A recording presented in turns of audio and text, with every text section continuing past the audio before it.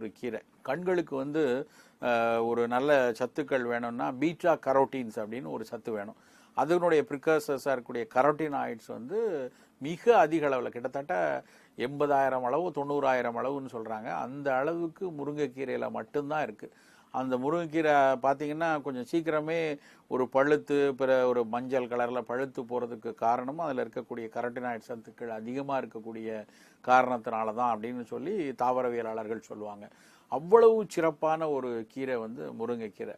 அப்புறம் நீங்கள் கனிமச்சத்துக்கள் எல்லாம் எடுத்து பார்த்தீங்கன்னு வச்சுக்கோங்களேன், இரும்பு சத்து எவ்வளோ இருக்குது, கால்சியம் சத்து இருக்குது, மேங்கனீஸ் சத்து எவ்வளோ இருக்குது, பொட்டாசியம் எவ்வளோ இருக்குது, இப்படி ஒவ்வொரு சத்துக்களாக பட்டியலிட்டு பார்த்தோன்னா மற்ற எல்லா கீரைகளை விட முருங்கைக்கீரையில் அவ்வளவு சத்துக்கள் வந்து நிறைந்திருக்கு.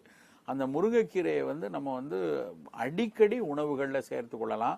கீரையாக தான் சாப்பிடணும்னு அவசியம் இல்லை. சில பேர்லாம் பார்த்தீங்கன்னா நல்ல